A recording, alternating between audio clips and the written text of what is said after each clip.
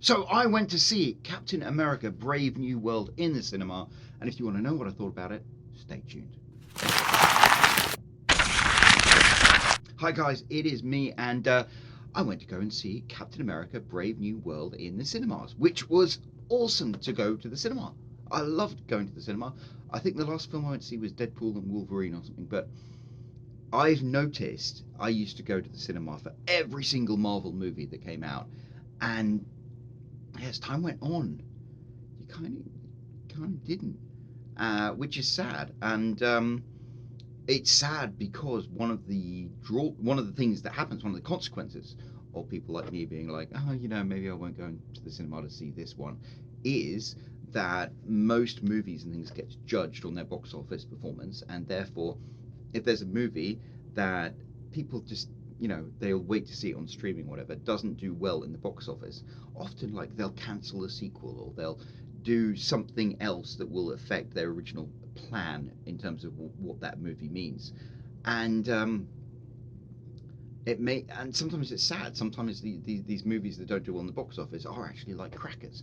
So when a movie like this comes out, I'm a big Marvel fan. I was like, I want to go and see Captain America in the movie theater because that way I'm supporting this movie and I'm supporting what they're doing with Captain America. And I was kind of excited about Captain America Brave New World because I am actually really invested in Captain America. Which sounds ridiculous because I'm British, I know. But no, I wanted to move to America since I was a little kid. I love America. I definitely consider myself an American. Um, and Captain America always represents, what's meant to be best about America. And he was just this little guy who was fearless in standing up to bullies. And then he got these superpowers and he went to go and fight bullies. But he's always had that purity and of what he stands for. He's a good guy. And the whole point of the Captain America story arc was that Steve Rogers, the original Captain America, Chris Evans, beautiful man, uh, yeah, he hands the shield over to Sam Wilson, who used to be the Falcon, and Sam Wilson has to deal with this, the consequence of like he is the new Captain America, and part of it is the fact that he's black, and I don't know, moving to America from another country, like you look at how race works in America, and it's wild.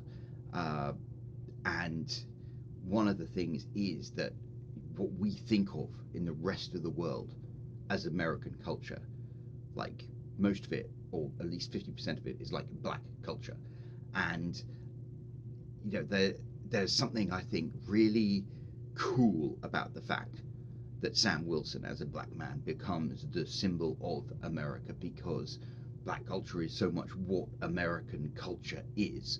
And I really kind of dig that. And when they, on Disney Plus, when they did that series, the Falcon and the Winter Soldier, I really dug that. I thought it was really cool the way they had this character of Sam, and he got given the shield by Captain America, and he didn't think he was worthy of it. And then he met a former soldier who got the super serum, who happened to be black, and what terrible things the government had done to him, and he was like so conflicted about this mantle of Captain America. And in the end, in the final episode, he becomes Captain America, and it's really cool. And he beats up all these guys, and he throws his shield around, and he's fantastic. But I remember watching that and being like, yes, you've earned the right to be Captain America. Absolutely, I salute you, Sam Wilson. You are Captain America. And so, yeah, I was really stoked, and I wanted 100% to support Sam Wilson as Captain America by going to this movie in the movie theater as God intended. And I went in with a very open mind because one of the things that really sucks about the internet at the moment is people love dunking on everything, and people going on about, oh, the new Captain America is woke and it's had multiple rewrites, and they changed the storyline and it's going to be terrible, and Disney sucks and Disney's awful. And I'm just like, please, for the love of God, stop complaining about everything. I just want to go and see a fun movie. And the worst part is that some of the criticism that they have It's true. I will say that, you know, the quality of the Marvel movies has been inconsistent, especially lately. But I'm like, I'm there. I am committed to Captain America. So I went to go and see the movie. And what I can say, my verdict of this movie, 5 minutes and 20 seconds into this video, is it was deeply, aggressively okay. It was absolutely a movie. And I enjoyed myself, and I ate all my popcorn before the preview started, to be honest, and I got a terrible tummy ache afterwards. But yeah, I enjoyed the movie. I sat down and I enjoyed the movie, and I enjoyed the whole thing. But I have to admit that even, you know, trying to completely ignore all the negative stuff people had said, I was a little disappointed. And I think the more I think about it, I can very clearly understand why I was disappointed. And I think I was disappointed because it was very clearly a kind of like patchwork movie. Um, I know the production history of Captain America was they had a whole film planned out. I think it was called Brave New World. No, New World Order, that's it. And then people were like, oh, New World Order, that's got like far right connotations. You can't have that, Matt. So they changed that. And they had a whole segment filmed with this MMA fighter. Um, I feel bad, I can't remember his name. And then, as one particular character, is his character Sidewinder. And then they removed him and they brought in Giancarlo Esposito, who's fantastic in anything he does as Sidewinder. And a lot of it was changed. And when you watch this movie, you could kind of feel like they had two-thirds of a movie and then it come in and refilmed a third of it and just tried to like weave it in. And it it was it worked. It actually worked. They pulled it together and it was a absolutely coherent story. But the problem was the way they had stitched it together was with new scenes that were mostly exposition. There was the scene of Captain America talking to Sidewinder, Giancarlo Esposito, and it was like, let me tell you my evil plan. Okay, I'll listen to your evil plan. And they were explaining what was going on. It's like, you stole the adamantium to give to the buyer, but who is the buyer? Why are you doing this? And then, of course, they have another scene where they meet the person. It's like, you're the buyer, and you were doing this because of. And there was an awful lot of talking. And when you are a storyteller, one of the most important things you need to do, and you probably heard this before, is show, don't tell. And Disney has this really, really serious problem across all their franchises of telling, not showing. It is like, I want to make a video one day about why Disney storytelling has so many problems, and one of them is the fact that they lean really heavily on telling rather than showing. They have characters talking about how this character does this character does that, this character is like this, without showing them. And you want to show people doing things that explain who they actually are. And so, yeah, this film had at least three segments that kind of like stitched it together that made the plot coherent, however, were like very much bad guy appears. There was literally a scene where Sam Wilson was sitting on a park bench for, I mean, you can think of no reason, and then the evil bad guy just comes in behind him, and he turns around and it's like, oh, it's you. And the evil bad guy's like, yeah, it's me. And they talk like, I'm here because my evil plot was this, but because of what you did, it became this, and now I have to do this. And Sam Wilson's like, well, you shouldn't have done that, and then you misunderestimated me when I did that. And yes, I did say misunderestimated deliberately. That was a little George Bush wink.